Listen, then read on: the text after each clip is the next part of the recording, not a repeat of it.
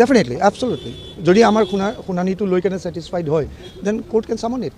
আৰু আজি এখন গুৰুত্বপূৰ্ণ পেটিশ্যনো পুলিচ বিভাগে ফাইল কৰিছে, সেইটো হ'ল সিদ্ধাৰ্থৰ এটা কিবা ফ্লেট এটা আছে ফটাকিলৰ ফালে, সেইটো এটেচ কৰাৰ পেটিশ্যন। তাতেও আমাক ডাইৰেকশ্যন দিছে যে পেটিশ্যনৰ কপিটো তেওঁলোকক ছাৰ্ভ কৰিব লাগে, সেইটো আজি 3 দিন সময় দিছে, আমি পাৰিলে মানডে ভিতৰত ফাইল কৰি দিম। আজি আমাৰ শ্ৰদ্ধাৰ জিয়াউৰ কামাৰ ছাৰকে মুখ্য কৰি নতুন যিটো প্ৰজিকিউশ্যন টীম দিছে, তেওঁলোকে আজি চাৰ্জ লৈছে প্ৰথম দিনা। আজি তেওঁলোকে কপিসমূহ সংগ্ৰহ কৰিছে আৰু আজি দেখিছোঁ আমি 5 জনে যোৱাবাৰ 3 তাৰিখে 3 জনৰ বেইল পিটিশ্যন আহিছিলে, এইবাৰ 5 জনৰ বেইল পিটিশ্যন আহিছে আৰু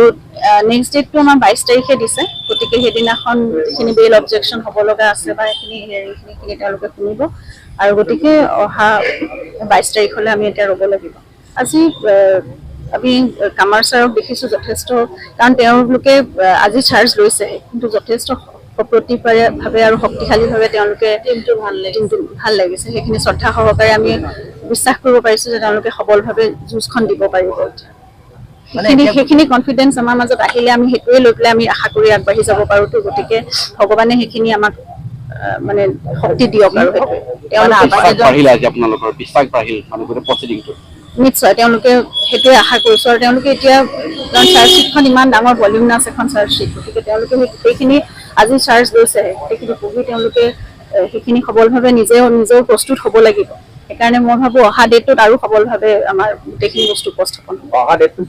22 তাৰিখে এটা দিছে আৰু 30 তাৰিখে তাৰপিছত মই কেতিয়াও দেখা নাই। আজি ভিচিট দেখিছোঁ, যোৱাবাৰো মই একেটা কথাই কৈছিলোঁ আৰু এইবাৰতো দেখিছোঁ শ্যামকানু মহন্তইও যিহেতু বেইল পিটিশ্যন দিছে, গতিকে সকলোবোৰ দেখোন ঠিকেই আছে। তেওঁলোকৰ কোনো ধৰণৰ অনুশোচনা আৰু কোনো ধৰণৰ পৰিতপ্ত মোৰ মুখখনত একো দেখাই নাই আৰু তেওঁলোকৰ কোনো স্বাস্থ্যজনিত বেলেগ একো পাৰ্থক্য দেখা নাই। গোটেইকেইজনে দিলে 5 জনে দিছে। যোৱাবাৰ 3 জনৰ আছিল, এইবাৰ 5 জন। এবাৰ নন্দেশ্বৰ বৰা আৰু শ্যামকানু মহন্তইও দিছে। আগতে সন্দীপন গাৰ্গ, পৰেশ বৈশ্য আৰু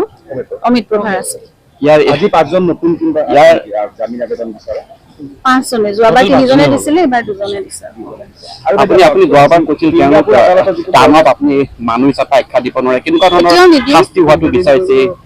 একদম আটাইতকৈ যিটো মানে ভয়ানক শাস্তি হ'ব পাৰে সেইটোৱে শাস্তি দিব, মানে অসুৰবধ যিটো মই যোৱাবাৰ কৈছোঁ, অসুৰবধ হওক, সেই অসুৰবধে হ'ব লাগিব আৰু তাৰ বাহিৰে গত্যন্তৰ নাই। অপশক্তি নিৰ্মূল কৰিবই লাগিব আৰু সেয়াই পৃথিৱীত, সেইটোৱে আচলতে ভগৱানে যদি ন্যায় দিয়ে সেইটোৱে ন্যায় দিয়ে। গতিকে অপশক্তি একেবাৰে সমূলি ধ্বংস হ'ব লাগিব। ছিংগাপুৰৰ কৰোণা আদালততো এটা বেলেগ এটা ইয়াত চলি আছে, গতিকে সেইটোকে আজি ডিফেন্সৰ অধিবক্তাই কিবা নাই। ছিংগাপুৰতো ময়ো যেতিয়া আৰম্ভণিৰ পৰাই মই তেওঁলোকৰ লগত জড়িত হৈ আছোঁ, প্ৰতিটো কথা তেওঁলোকে চুমতো কেছ মানে ইনভেষ্টিগেশ্যন এটা কৰিছিলে নিজৰ ববীয়াকে, আৰু প্ৰতিবাৰেই যেতিয়াই মই তেওঁলোকক মোৰ মানে তথ্য মই দিব লগা হৈছে বা মোৰ ভাষ্য দিব লগা হৈছে, মই ষ্টেটমেণ্ট দিছোঁ বা লিখিতভাৱে মই যিখিনি ইয়াতো হৈছে, ইয়াৰ প্ৰচিডিংছৰ কথাও মই উল্লেখ কৰিছিলোঁ, কিন্তু তেওঁলোকে বাৰে বাৰে একেটাই কথা কৈছে, hours is an individual process ma'am, so this doesn't have any connection with your Indian investigation. সেই কথাটোৱে এতিয়া হয়তো তেওঁলোকৰ মানে যিটো ওলাইছে, যিটো তেওঁলোকে কি বুলি ক'ম শুনানি দিছে সেইদিনাখন, সেইটো অসমৰ আদালতত সেইটো বস্তু তেনেদৰে গ্ৰাহ্য চাগে কৰা নহ'ব, কাৰণ তাত অকল কি হৈছিলে সেই দিনটোত সেইখিনিহে অকল তেওঁলোকে চায় আৰু সেই তেওঁলোকৰ পাৰ্চপেক্টিভটো বেলেগ। আৰু তেওঁলোকে বাৰে বাৰে সেইদিনাখন 14 তাৰিখে যিটো হৈছে শুনানি, সেইদিনাখনো তেওঁলোকে বাৰে বাৰে কৈ আছে যে this is not a trial, this is just a testimony. সেইটো তাত বিচাৰ নহয় আৰু তাৰপিছত তেওঁলোকে কোনো ধৰণৰ এনেকুৱা ধৰণৰ শাস্তিমূলক শুনানি এইবোৰ বস্তু নিদিয়ে, তেওঁলোকে অকল কি হৈছে। মই প্ৰথমে আজি এপিয়াৰ হৈয়ে আমাৰ এপইণ্টমেণ্ট নটিফিকেশ্যনখন গভৰ্ণৰৰ কোৰ্টত প্ৰস্তুত কৰিলোঁ। কোৰ্টো চাগে ইন দ্য মিন টাইম পাইছে, তো সেইটো আমাৰ ৰেকৰ্ডিংটো কৰিলে যে আমি 5 জনৰ গোটেই টীমটোৱে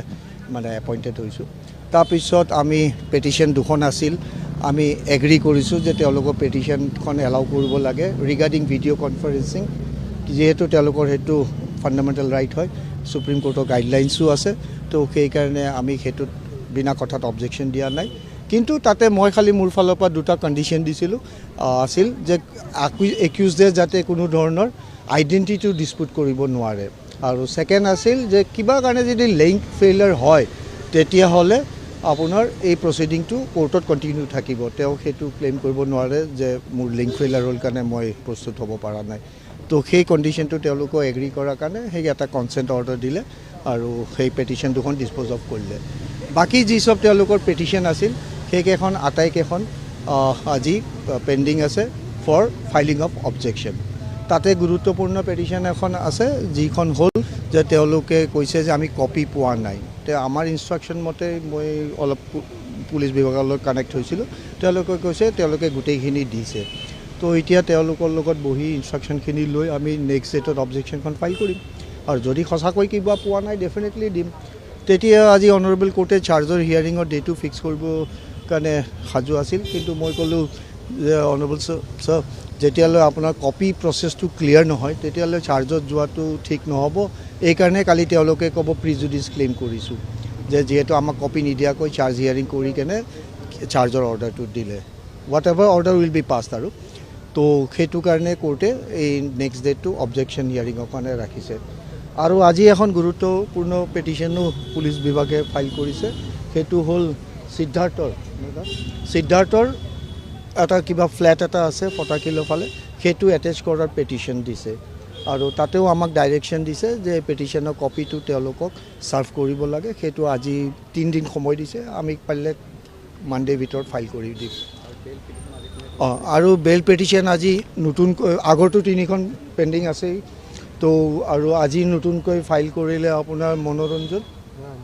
নন্দেশ্বৰ বৰা আৰু শ্যাম কানু মহন্তই তো সেই গতিকে একেলগে এই 5খন বেল পেটিশ্যন অহা তাৰিখত 5খনে 22 তাৰিখে শুনানি হ'ব ইন দ্য মিড টাইম আমি ফাইল কৰিম আমাৰ অবজেকশ্যনখিনি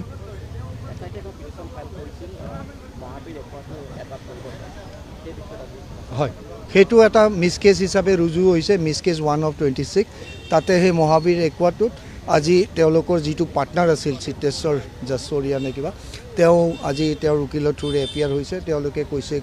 নটিচ ছাৰ্ভ হৈছে আমি আহিছোঁ কিন্তু আমি কপিখিনি পোৱা নাই উইথ এনেক্সাৰ তো সেইকাৰণে আমি ক'লোঁ ঠিক আছে যদি পোৱা নাই আমি দিবলৈ সাজু আছোঁ আৰু আজি 3 দিনৰ ভিতৰত সেইখিনিও তেওঁলোককো ছাৰ্ভ কৰিম তাৰপিছত সেই 30 তাৰিখে সেই একে ডেট দিছে তেতিয়া সেইদিনাখনো আমি অবজেকশ্যন তেওঁলোকে ফাইল কৰিব আৰু আমি শুনানিটো কৰিম এইখিনিয়ে ক'ম যে লিগেল প্ৰচেছত এটা লিগেল ফাইট হয় আৰু লিগেল ফাইটটো এনেকুৱা হয় যে জাজে দুই পক্ষকে শুনে তাৰপিছত জাষ্টিচ কৰে এইটো নহয় যে মানে এক পাৰ্টিক শুনি কেনেহে জাজমেণ্ট দিব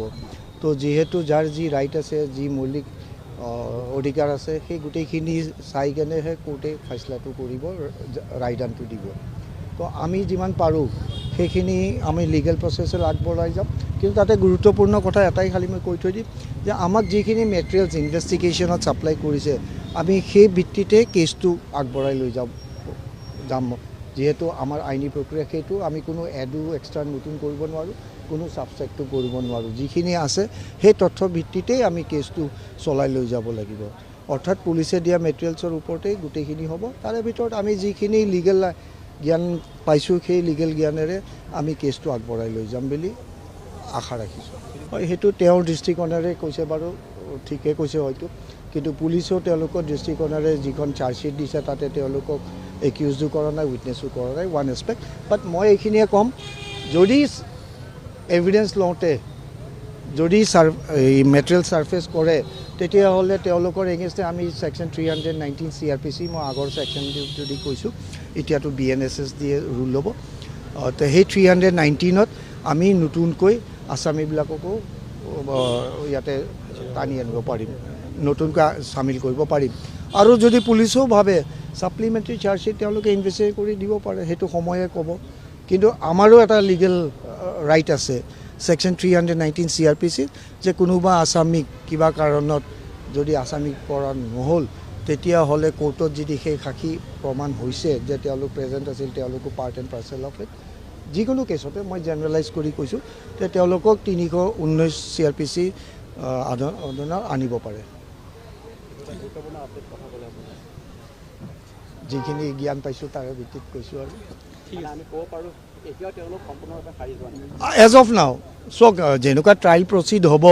যেনেকুৱা মেটেৰিয়েলছখিনি ছাৰ্ফেচ হ'ব যিখিনি আইনত ব্যৱস্থা আছে সেইখিনি যিখিনি নলেজ আমি পাইছোঁ সেইমতে আমি এইখিনি আমাৰ অধিকাৰখিনি আমি প্ৰস্তুত কৰিম কোৰ্টত ডেফিনেটলি এবছলুটলি যদি আমাৰ শুনানিটো লৈ কেনে ছেটিছফাইড হয় দেন কোৰ্ট কেন চামন ইট আৰু কৰিছেও বহুত কেছত মানুহৰ পুলিচে এৰি দিয়া মানুহকো 319ত আনি পানিছমেণ্ট দিছে নজিৰ আছে তেনেকুৱা কেনেকুৱা হৈ যায় হ'ব ঠিক আছে ৱেলকাম